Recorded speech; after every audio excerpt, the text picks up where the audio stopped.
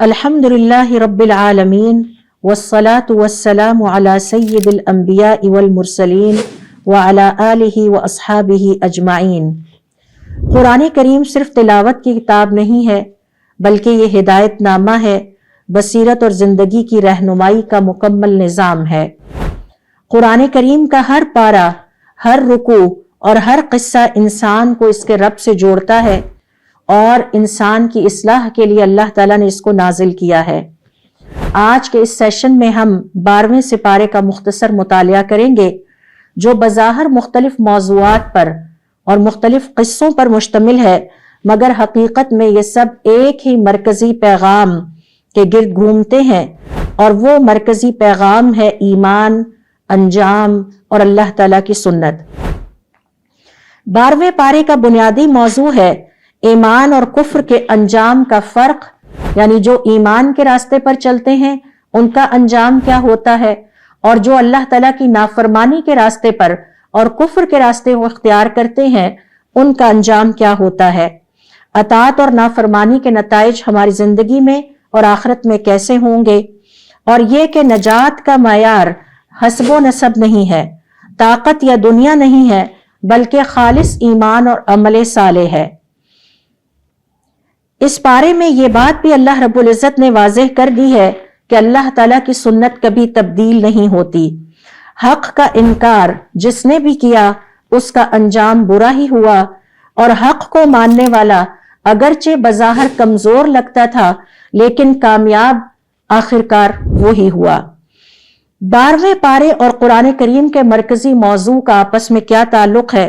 हम सब जानते हैं कि कुरान करीम का बुनियादी मौजू हिदायत है, ये हिदायत की किताब है, जबकि 12वें पारे का जो मौजू है वो है ईमान, अंजाम और सुन्नत इलाही।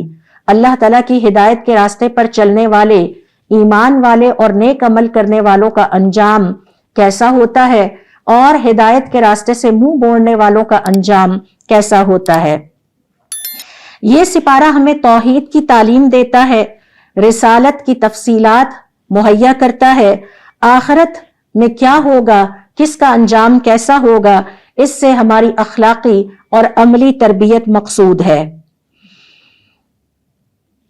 आते हैं 12वें सिपारे के बुनियादी मौजूआत की तरफ, तो हम देखेंगे कि अल्लाह रब्बुल इज़्ज़त ने सबसे पहले जो अकीदा है, अकीदा तौहीद, उसका तारीखी जायजा पेश किया है।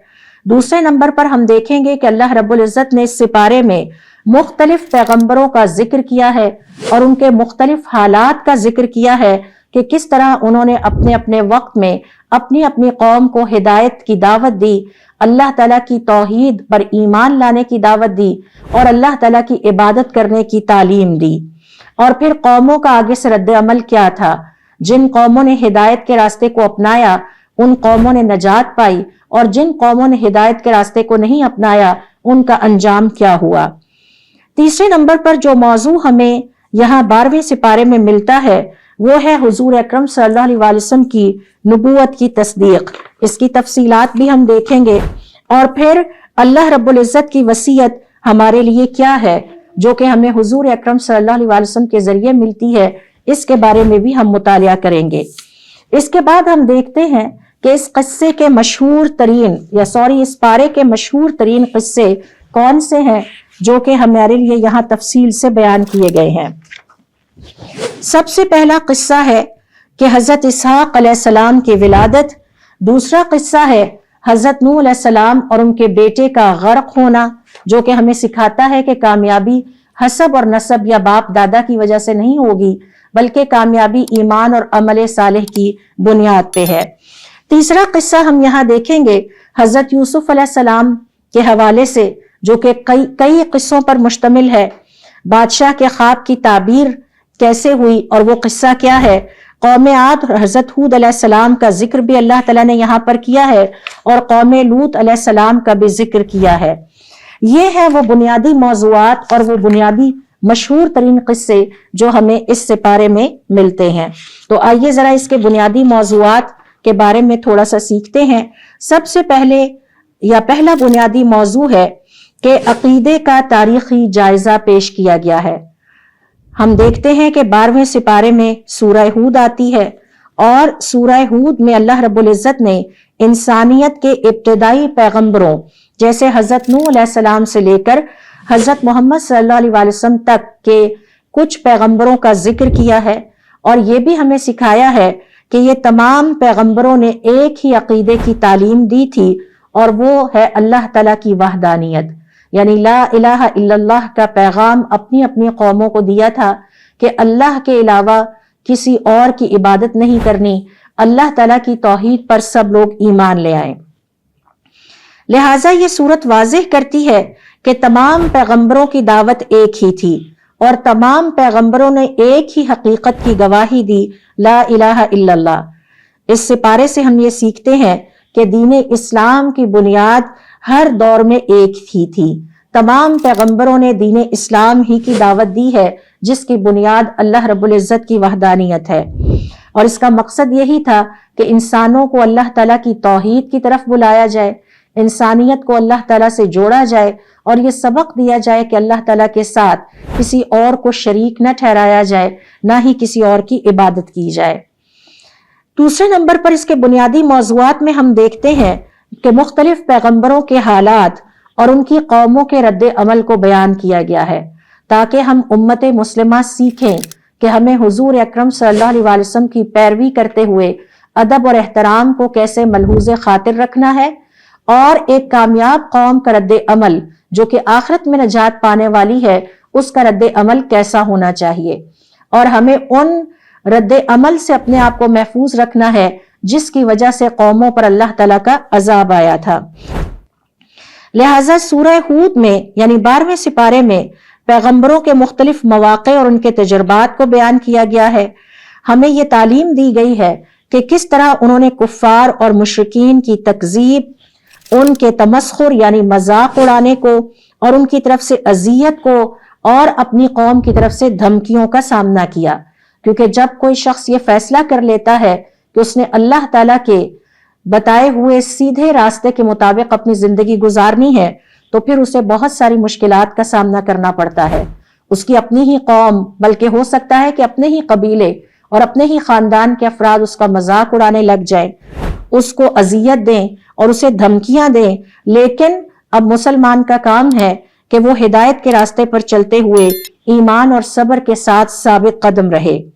یہ سپارہ ہمیں تعلیم دیتا ہے کہ سچائی کی راہ پر چلنے والے ہمیشہ مشکلات اور مخالفت کا سامنا کریں گے۔ اللہ تعالیٰ کی راہ پر چلنے والے ہمیشہ مشکلات اور مخالفت کا سامنا کریں گے، لیکن صبر اور یقین کے ساتھ ہی اللہ رب العزت دنیا میں بھی کامیابی عطا فرماتے ہیں اور آخرت میں بھی عطا فرمائیں گے۔ تیسرا بنیادی موضوع جو ہمیں اس سپارے میں ملتا ہے وہ ہے حضور اکرم صلی اللہ علیہ وآلہ وسلم کی نبوت کی تصدیق۔ سورہ ہود کے اندر حضرت محمد صلی اللہ علیہ وسلم کی نبوت اور دعوت کی صداقت کو دیگر امتوں کے قصوں کے ذریعے سے ثابت کیا گیا ہے۔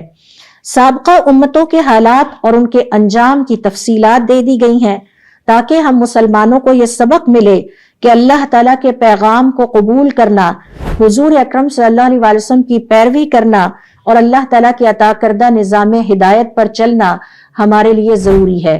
اسی سے ہماری دنیا میں بھی برکت ہوگی اور اسی سے ہمیں آخرت کی کامیابی بھی ملے گی۔ ہر قصے میں قوم کی مثال اس بات پر زور دیتی ہے کہ سچائی اور اللہ تعالیٰ کی دعوت میں ثابت قدم رہنے والے ہی آخرکار نجات پاتے ہیں۔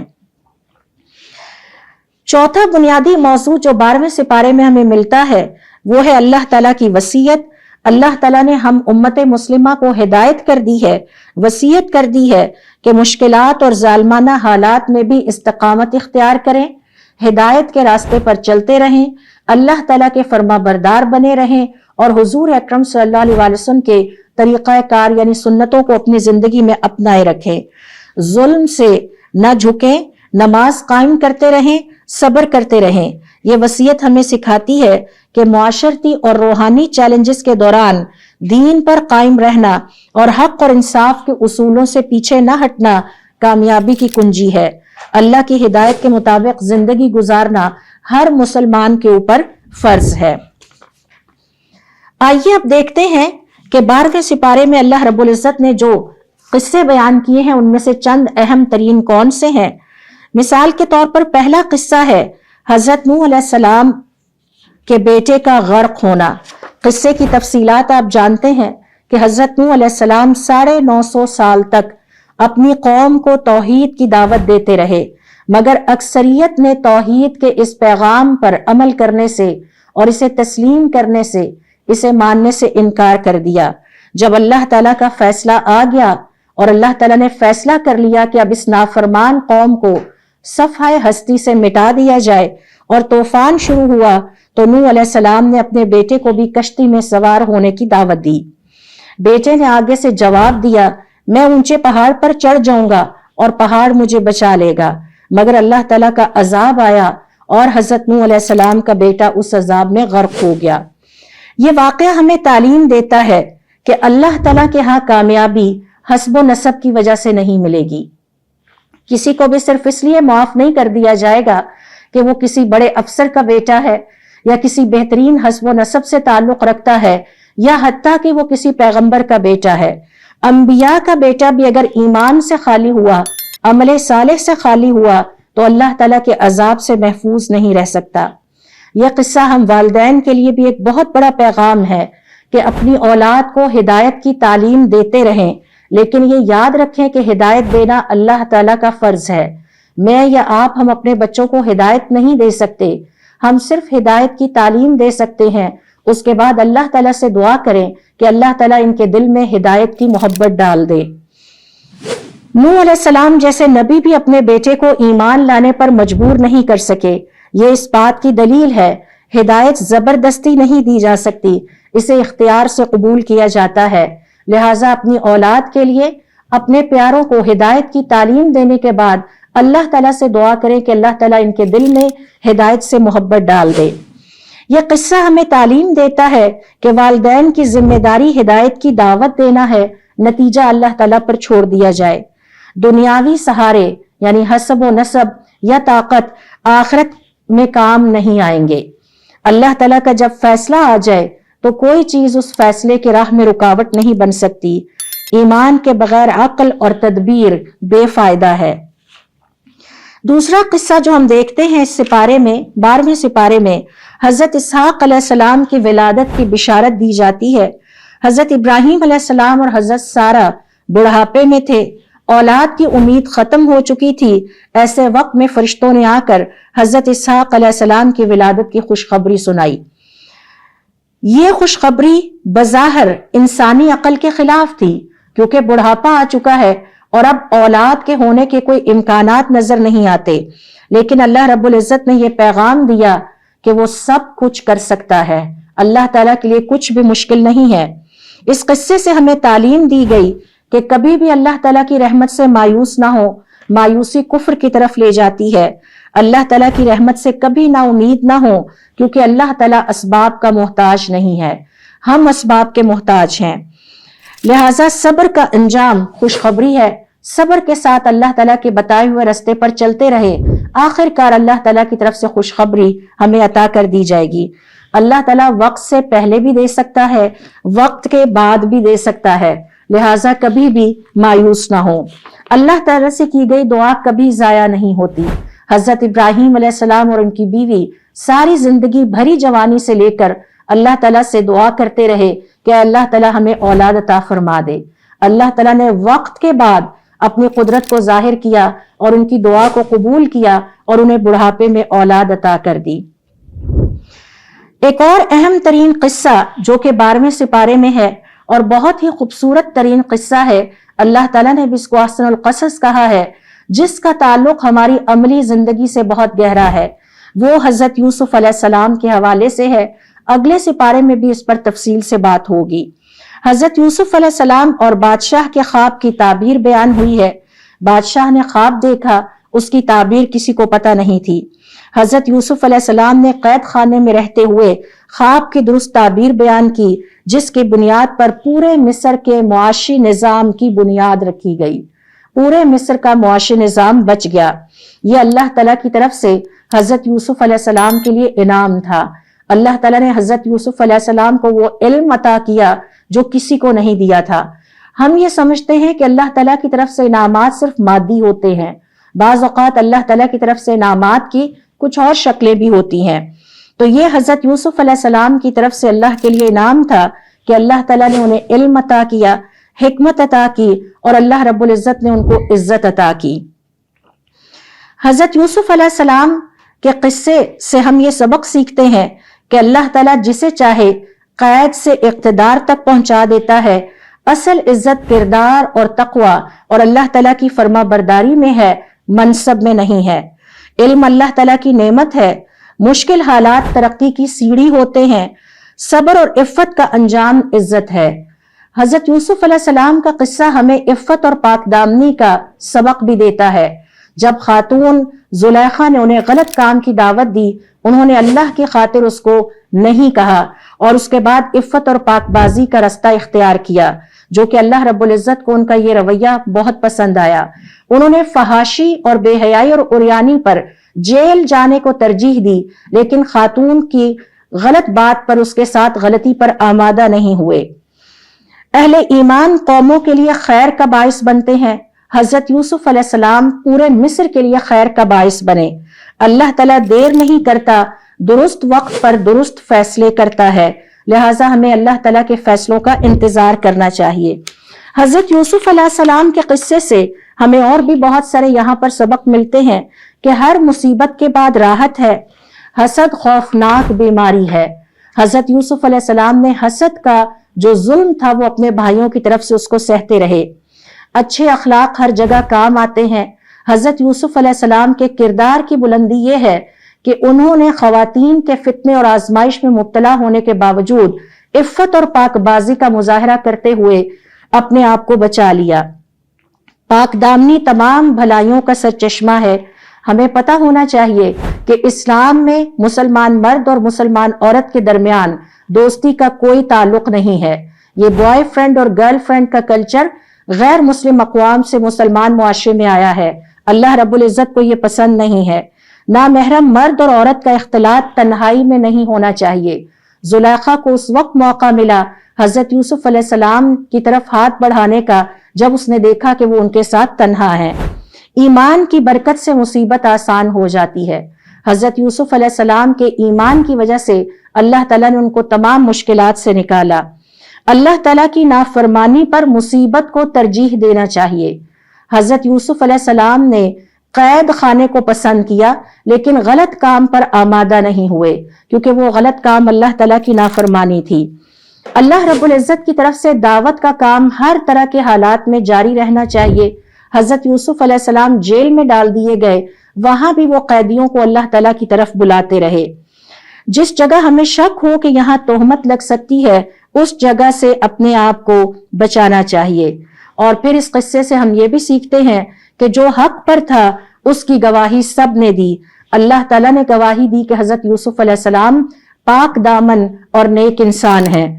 خود حضرت یوسف علیہ السلام کے بارے میں عزیز مصر کی بیوی نے گواہی دی کہ یہ انتہائی نیک اور پاک دامن انسان ہے۔ عورتوں نے دی اور عزیز مصر کے خاندان کے ایک فرد نے دی کہ یہ خاتون غلط ہے، لیکن حضرت یوسف علیہ السلام ایک انتہائی نیک اور شریف، باحیا، باکردار اور پاک دامن مرد ہیں۔ لہٰذا پاک دامنی صرف خواتین ہی کے لیے نہیں، مرد حضرات کے بھی کردار کا اسی طرح سے حصہ ہے۔ اس کے بعد ہم دیکھتے ہیں کہ اسی سپارے میں اللہ رب العزت نے ایک اور اہم قصے کی طرف اشارہ کیا ہے، اور وہ قوم لوط کا قصہ ہے۔ قوم لوط نے فطرت کے خلاف عمل کو رواج دیا، فحاشی اور بے حیائی کے رستے کو اپنایا، اور افسوس کی بات یہ ہے کہ آج ہمارے معاشرے میں بھی اس فطرت کے خلاف عمل کو LGBTQ کے نام سے پروموٹ کرنے کی کوشش کی جا رہی ہے، جس میں ایک مرد کو شادی کی اجازت دی جائے کہ وہ مرد سے شادی کرے اور عورت کو عورت سے شادی کرنے کی اجازت دی جائے۔ یہ کوئی نیا پروپیگنڈا نہیں ہے۔ حضرت لوط علیہ السلام کی قوم نے اسی فحاشی کے راستے کو اپنایا اور اللہ تعالیٰ کے عذاب سے دوچار ہوئی۔ حضرت لوط علیہ السلام بار بار اپنی قوم کو منع کرتے رہے مگر وہ باز نہ آئے۔ بالآخر ان پر ایک ایسا عذاب نازل ہوا جس نے پوری بستی کو الٹ کر رکھ دیا اور ملیا میٹ کر دیا۔ جب اخلاقی انحطاط کسی قوم میں پھیل جائے اور جب گناہ کو فخر بنا لیا جائے تو اللہ تعالیٰ کی طرف سے عذاب یقینی ہو جاتا ہے۔ یہ قصہ ہمیں اس بات کی تعلیم دیتا ہے۔ فطرت سے بغاوت تباہی ہے۔ اللہ رب العزت نے جو فطری نظام انسانوں کے لیے قائم کیے ہیں، جب کبھی اس سے بغاوت ہوگی تو اس کے بعد انسانیت نے ہمیشہ تباہی کو دیکھا ہے۔ اجتماعی گناہ سے اجتماعی عذاب آتا ہے۔ اخلاقی حدود اللہ تعالیٰ کی طرف سے رحمت ہیں۔ جو اخلاقی حدود اللہ تعالیٰ نے قائم کر دی ہیں مسلمان مرد اور مسلمان عورت کے لیے، وہ رحمت ہے۔ برائی کو معمولی سمجھنا بہت خطرناک ہے، اور اصلاح کی دعوت دیتے رہنا علم والوں اور حق والوں کی ذمہ داری ہے۔ 12واں سپارہ ہمیں یہ پیغام دیتا ہے کہ اللہ تعالیٰ کی سنتیں اٹل ہیں، یہ ٹلتی نہیں ہیں۔ یقیناً جو لوگ نیکی کا راستہ اختیار کریں گے، ہدایت کا راستہ اختیار کریں گے، دنیا میں بھی عزت اور کامیابی پائیں گے حضرت یوسف علیہ السلام کی طرح، اور آخرت میں بھی وہ بہترین کامیابی پائیں گے۔ اور جو لوگ اللہ تعالیٰ کی نافرمانی کا راستہ اختیار کریں گے، قوم لوط کی طرح فحاشی اور بے حیائی کے راستے پر چلیں گے، آخر کار وہ دنیا میں بھی رسوا ہوں گے اور ملیا میٹ کر دیے جائیں گے، اور آخرت میں بھی جہنم کی آگ کا ایندھن بنیں گے۔ ایمان نجات کی کنجی ہے، اور ایمان کے ساتھ عمل صالح ہی ہمارے کام آئے گا۔ لہٰذا اگر ہم دنیا میں عزت چاہتے ہیں اور دنیا میں کامیابی چاہتے ہیں تو 12ویں سپارے میں اللہ تعالیٰ نے ہمیں پیغام دیا ہے کہ پھر ہمیں قرآن کریم کو صرف پڑھنا نہیں، قرآن کریم کو جینا بھی ہوگا۔ یہ کتاب ہمیں اس لیے دی گئی ہے کہ ہم اس کے مطابق اپنی زندگیاں گزاریں اور اپنی دنیا اور آخرت کی نجات کو یقینی بنائیں۔ تاریخ صرف پڑھنے کے لیے نہیں ہے، اور یہ قصے بھی صرف پڑھ کے انجوائے کرنے کے لیے نہیں ہے، بلکہ یہ ہماری اصلاح کے لیے ہیں۔ قرآن کریم میں اللہ رب العزت نے یہ قصے بیان کر کے ہر پہلو سے ہمیں یہ تعلیم دی ہے کہ ہم وقت سے پہلے اپنی اصلاح کر لیں اور اپنے رب کے ساتھ دوبارہ کنیکٹ ہو جائیں یا جڑ جائیں۔ لہٰذا اللہ رب العزت سے دعا ہے کہ اللہ تعالیٰ قرآن کریم کو ہمارے دلوں کی بہار بنا دے، ہمارے سینوں کا نور بنا دے، اور ہمارے غموں کو دور کرنے والا بنا دے۔ اللہ تعالیٰ ہمیں ہدایت عطا فرمائے اور ہمیں دوسروں کے لیے ہدایت کا باعث بنائے۔ اللہ رب العزت سے دعا ہے کہ اللہ تعالیٰ ہماری اولادوں کو ہدایت کے راستے پر چلائے، ہماری اولادوں کو دنیا میں بھی ہماری آنکھوں کی ٹھنڈک بنائے، اور آخرت والا دن، قیامت والے دن بھی یہ ہماری آنکھوں کی ٹھنڈک ہوں۔ سبحانک اللہم و بحمدک، اشہد ان لا الہ الا انت، استغفرک و اتوب الیک۔